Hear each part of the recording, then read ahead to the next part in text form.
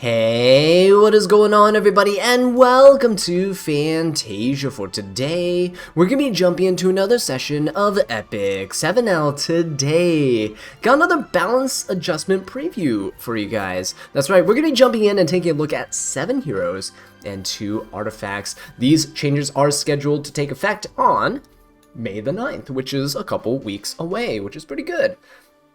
Now, the first thing we're going to look at are the units here. Then we'll look at the 2 artifacts. So the 7 units that are getting buffed are Blood Moon Haste, Sage, Baal, and Sezan, Ravi, Kane, Bellona, Celine, and last piece, Karin. We also have 2 artifacts here, Alexa's Basket and Abyssal Crown.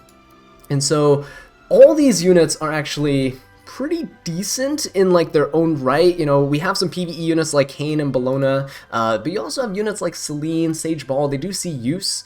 Okay, Blood Moon Haste is the unit that everyone has been wanting a buff for, but I've been saying for a while now that we just need to give the developer some time to find a niche for him. It's really difficult to make Blood Moon's Haste old kit work in the current meta, right? If you kept his old kit, he's essentially always be subpar, right? To Bri, which Iceria, which prevents revives in general. Instead of punishing your opponent and letting them revive for it, you just prevent it altogether. So she's always going to be better in that aspect there, but we'll talk about his changes because they're looking pretty spicy. Alexa's Basket and Abyssal Crown are both artifacts that are kind of decreased in use over time. Abyssal Crown's still seen here and there on some mages. Most mages now just prefer straight up book. And Alexa's Basket fell off after Arby and T-Surin kind of, had their time to shine the meta. You still see some T-Surin, some Keysays and stuff like that running around with Alexa's Basket, but it's nowhere near as common as it used to be.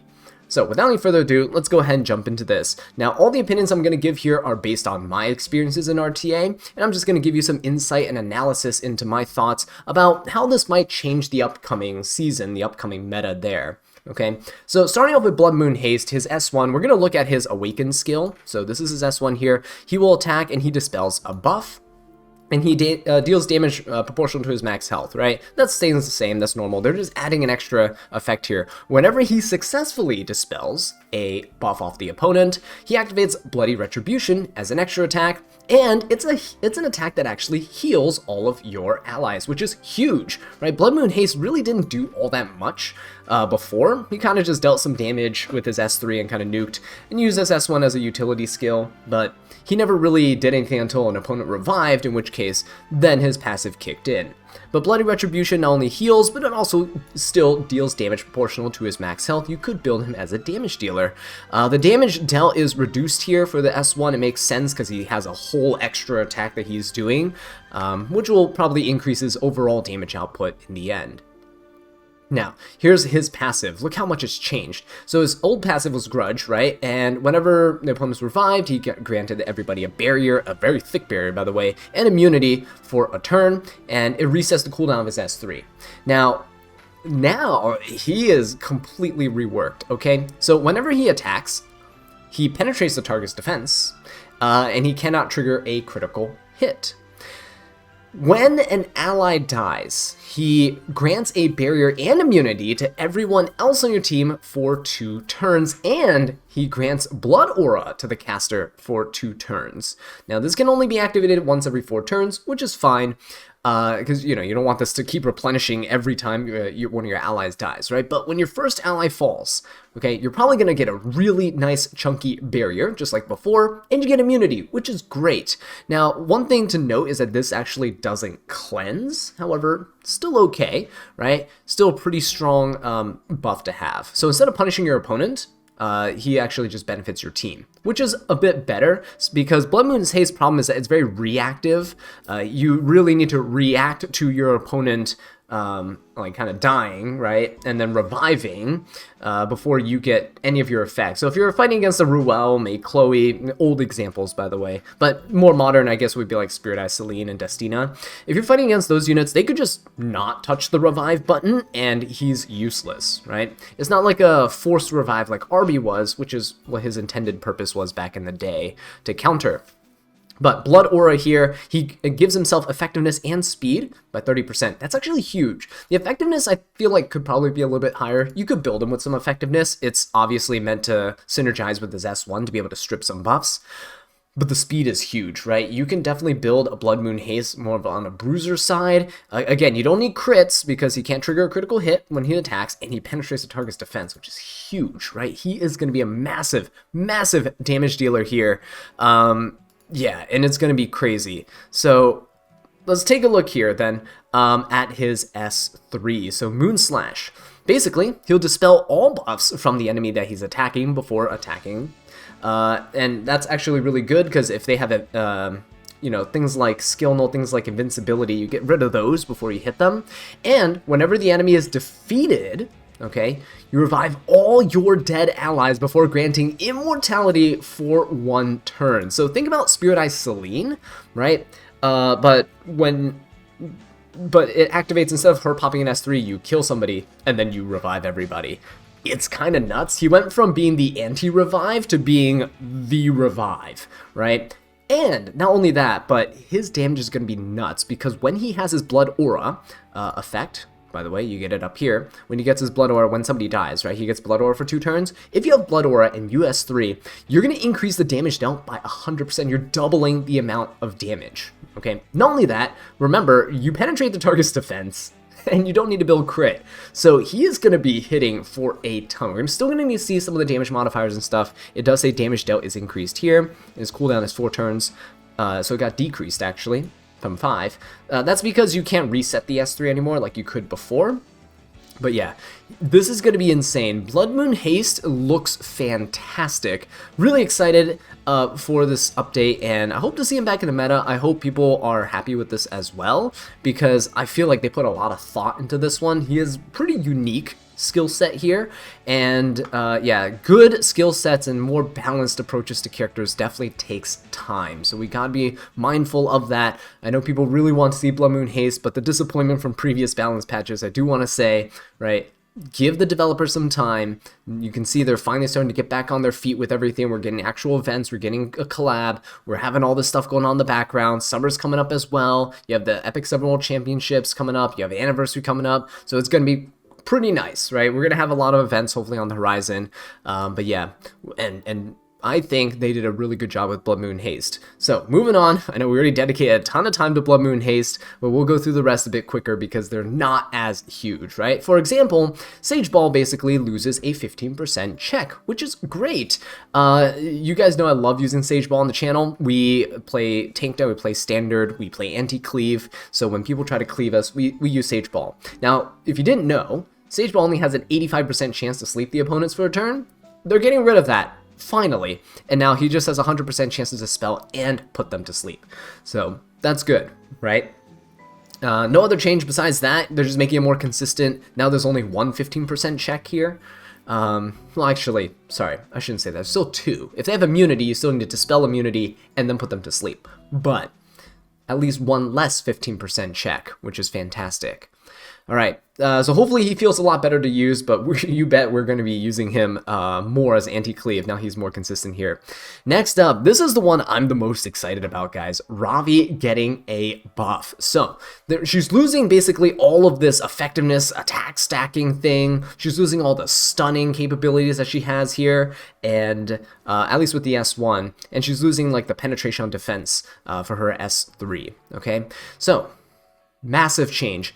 Her S1 will always result in a critical hit now whenever she lands a successful hit. So this is really great for obvious reasons. ML Landy, right? ML Landy is out there, but she is also a fire element, and Senya is also a massive anti-crit unit. So Ravi is now going to have a pretty good matchup into Senya. If you do see her, she's not very popular nowadays because you have so many anti-crit units, if that makes sense, right? But Ravi is going to be here. She might be a viable pick into Landy, but we'll get into that later. So the amount that she recovers with her S1 is actually going to decrease. I'm going to see how much it decreases once the data mines come out, but that could actually affect her use in like Ancient Inheritance and stuff. We'll see, because she is absolutely amazing there too. But yeah, I'm super excited about this. I am going to have to completely re-gear her, unfortunately, but the fact that she successfully lands a hit will always result in a crit is massive, okay? So next up, we have Demon's Blood. So this is her passive, okay? Instead of starting with 40 Fighting Spirit, she's now starting with 60 Fighting Spirit, and this is something I've always thought about personally, and I always wanted Charles to have, but here it is. She increases attack proportional to her max health. The rate of attack increase effect does not change after it is activated. What this means is that when she goes into battle, they will take her max health and part of it will increase her attack stat. Okay, so this is not like HP scaling units, right? Mostly because this part right here, the rate of the increase attack effect does not change after it is activated. So once you start the battle, if you get injury down, she is not going to get affected in terms of her damage. They only took a snapshot of her HP at the start, and they put that into her attack stat. So it's just going to boost her overall attack, which is great because her attack is actually fairly low for her star sign. So this is really good. Now, after being attacked, she still increases combat readiness by 15%, and after she gets crit, she actually dispels one debuff from herself. The spelling effect can only be activated once per turn, which is okay because she actually had an EE before where if you used her S1, there's a chance for you to dispel a debuff on her. Here, this actually guarantees that you'll dispel a debuff at least once a turn as long as you get hit by a crit, which again is pretty massive. It's going to be difficult to control her with this, right? If you let's say stun a Ravi with a support unit, and then you try to, sorry, not a Ravi, Fire Ravi, and then you hit her with something, she's going to unstun herself, right? If you hit her with the DPS and they crit, and then you can go on a rampage. Speaking of the rampage, let's go into her S3. So her S3 now consumes 90 Fighting Spirit instead of 70, and they did increase her damage dealt though, so it's going to take not necessarily more time to ramp up because she starts with 20% more Fighting Spirit. So it only makes sense that they increase this threshold up a little bit. But what she will do is she'll inflict injuries, okay? She inflicts injuries and she has a chance to stun. This is an AoE, by the way, okay? A successful attack will always result in a critical hit, and the severity of injuries increases proportional to the amount of damages dealt. That's a normal statement for injury stuff. Basically, every time you hit, you can decrease the opponent's HP by up to 20%. That's massive. It's huge, right? This is like using Ilanov's S2 on somebody. So if you're imagining their HP bar and Ilanov S2, that's a lot. This is twice as much as APOC Ravi, by the way. APOC Ravi's S1 deals 10% of damage as injury, or sorry, 10% of the opponent's health as maximum injury that you can do in a single turn. This is 20%. Now, yes, you have to charge it up, all right? But I think this is a fantastic buff. She does not need to build crit rate anymore. She was a really stat-hungry unit. You want bulk, you want attack, you want crit damage, you want full crit rate, and you want some speed, right? Now you just forego the crit chance, you build crit damage, you build attack, you build bulk, you build some speed, and you're good. So this is a fantastic change. I really hope that she does see play in the meta. I'm definitely going to be trying her out for sure. She is a wonderful unit, and I actually have mine imprinted. So, hey, we'll see if she works out in RTA. Now, with these changes, you have these exclusive equipments that also got changed. So the 40% Dispel that I talked about before, the S1 EE, is just going to increase damage of the S1 here. And here, the option 2, 70% chance to make a target unbuffable for one turn. That's the S1 EE as well. They're changing that to just make her S3 deal more damage. Right, so she's basically just gonna be a straight up DPS unit, and I think honestly she might be a little bit better than a Ravi here. Who knows? We'll see. We'll have to see. Ravi and a Ravi have this weird relationship with balance patches where one gets better than the other, and then they fall off the meta, and then the other one gets buffed to be better than the previous one, and then they fall off the meta, and then they go back and forth. Looks like it's Ravi's turn. This has happened all throughout the 5 years of Epic 7 history, so glad to see tradition being upheld. Alright, moving on here, we got Kane. So, Kane here is interesting, and I don't know if this is going to be indicative of what they're going to do in future balance patches, where they're going to be like, hey, we made this PvE character just for you to do Rift. And now that Rift's over, we're going to buff that character. We're going to change him. You don't need him for Rift anymore, right? They were perfect for Rift, but not anymore. You don't need him anymore for that because it's gone. So here we go. Kane, instead of inflicting bleeding effects for 2 turns when he attacks with his hammer time, when he's enraged, he'll ignore res. Okay, no longer happening here. And his follow-up attack is Rock Smash, right? So if it's his turn and he is enraged, he'll do an extra attack here, and he dispels a debuff from himself. Now, when he S1s, he's going to increase combat readiness of himself by 15%, you know, just catching up with all the modern day characters and design. If you don't stun on S1, you're gaining combat readiness. And over here, he actually gets the bleeding added to his extra attack. So when he is enraged, he will activate Rock Smash as an extra attack, and if you activate it during his turn, he will attack everybody and inflict bleeding for 2 turns and ignores effect res. Pretty nice change, actually. I think that's pretty good.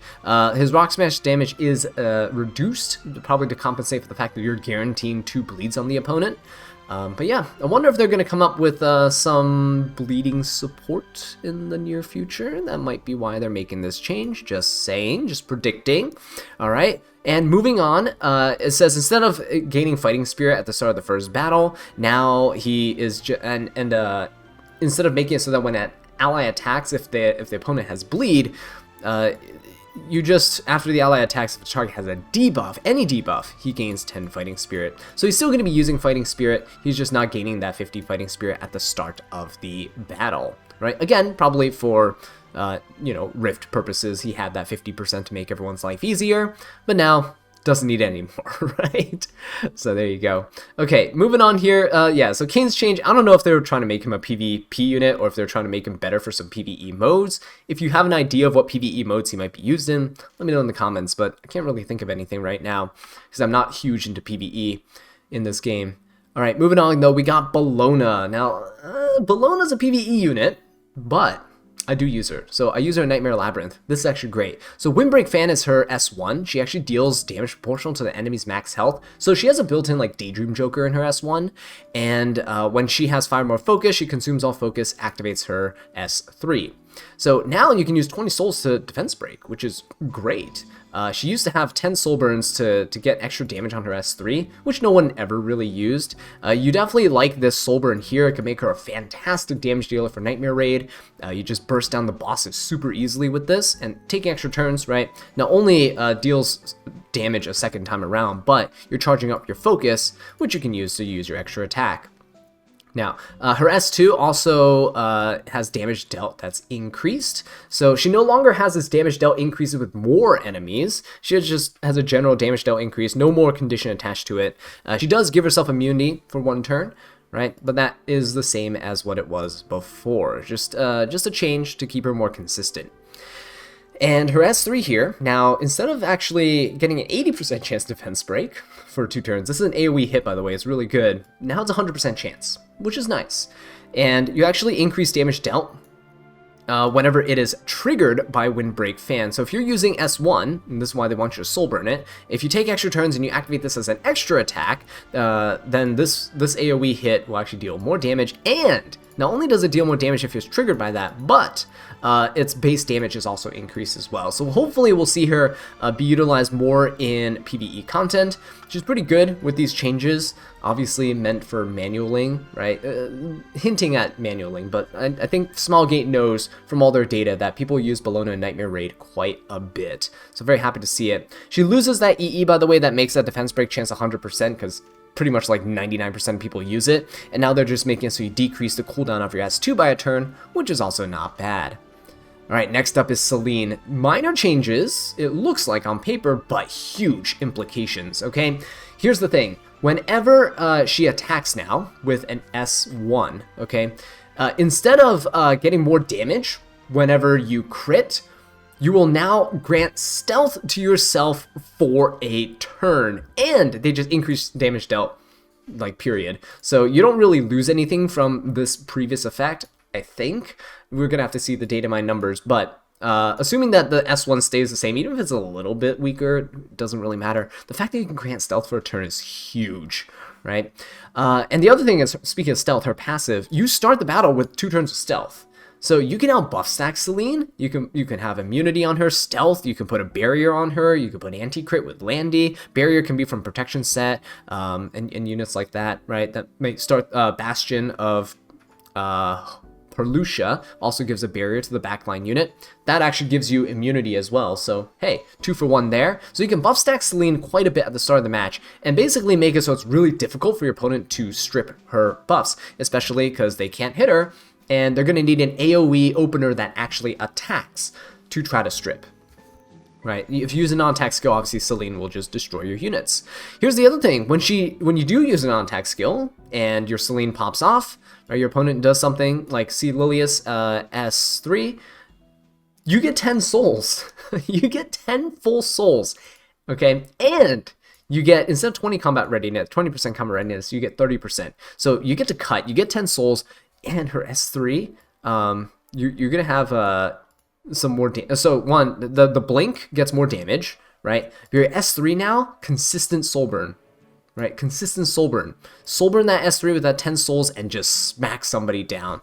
This is huge for Celine. Very happy about this, but I'm not really sure right now how I'm going to change my Celine. Mine's a bulkier, tankier bruiser Celine. This might encourage me to actually go and make her a bit more higher damage, maybe lower the bulk a bit. Who knows? But yeah, it's a really nice change. So she's losing her stealth EE now, and now she actually gets an EE where you can stun the target for 1 turn when you use Blink. So if you're going into somebody like a damage dealer, and let's say you don't actually kill them because they're too bulky or something, now they get stunned. Okay, now I think this is actually really funny. If you're using Blink here, and your opponent has a Genua on their side, you can hit the Genua and you can just stun them. So it's actually hilarious. They made an exclusive equipment just for this, right? I love it. I love it so much. Then he can't actually proc. Genua can't proc his rage buff, so pretty interesting to keep in mind moving forward. All right, next up, last one for the units, last piece, Karin. She actually just, it's really weird what they changed her into, right? The Phantom Strike here. Okay, I think it's this. I think it's the S2 attack, right? So she decreases combat readiness of the opponent by 30%. So you're assuming that they live the hit. If they live the hit, you'll decrease their combat readiness, which is okay. It's not terrible, and the damage dealt is increased. All for that, fantastic. Next up, we're gonna look at the post awakening. I think, yeah, the post awakening's down here. All right, so. Basically what happened before was that when you S3'd, this is her S3 by the way, she dispels 2 debuffs, she grants attack buff, and she grants Phantom Sword to herself for 3 turns. That's all nice, but she grants an extra turn here, and usually when she defeats an opponent, she changes the Phantom Sword into Neo Phantom Sword, and she'll decrease her skill cooldowns by a turn. Now what's going to happen is not only do you get the attack buff, Phantom Sword buff for 3 turns, you get the extra turn here, nothing's changed there, but Phantom Sword, when you attack, if the target's a hero, right, because you're only using her in PvP honestly, you're going to ignore damage reduction and damage sharing effects. That is huge. Now, I know here it says when attacking if the target is a hero, ignores damage sharing effects. That's like Aureus, right? Aureus is damage sharing effects. Escort buff is damage sharing effects. It's the knight absorbing damage that somebody else would be taking. Damage reduction is the addition that they put here, okay? Damage reduction is things like Proof of Valor. So you ignore Proof of Valor. You ignore Adamant Shield, right? You ignore Crimson Armand's passive. So even if your opponent's taking down here, she will be dealing a ton of damage as if there was no mitigation on the opponent's team. That's pretty good, because I think this was getting in the way of her getting successful kills, and because of that, her use just kind of plummeted after her launch, after she became available for pulls, right? People just were like, there are better options out there, right? So moving on, they did decrease the cooldown from 5 turns to 1 turn, and they increased the damage of Neo Phantom Sword. Now, Neo Phantom Sword also has this ignore damage reduction and damage sharing effects, right? Just like the regular Phantom Sword. So that's the main change here. Okay, and it's pretty solid. Hopefully this will make sure that she's more consistent with her damage, because I feel like she was just lacking in terms of that firepower to kill. I have used her in draft mode, but yeah, I don't own her, so I won't be able to test her in person unless I get super lucky and just pull her off Covenants or something. But yeah, that's something to keep in mind. Looking forward to fighting her. I'm sure my opponents are going to want to use her, but yeah.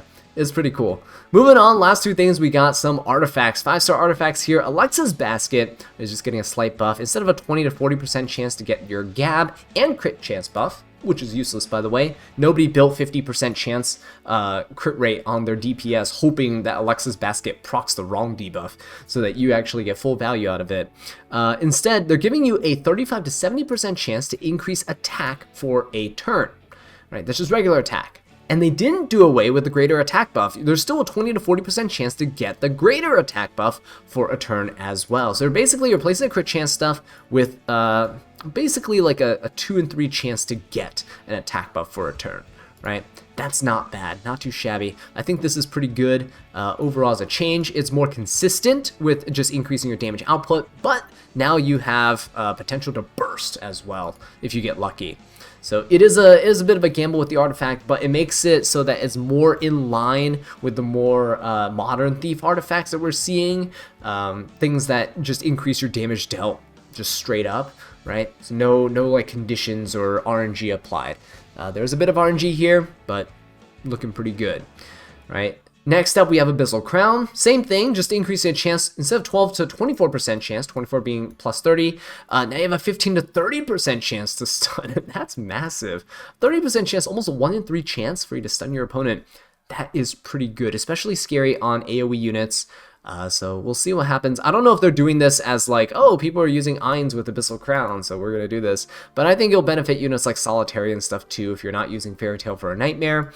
Pretty good for controlling your opponents. I know people use it on Degen Politis and stuff too. It's going to be a nice change.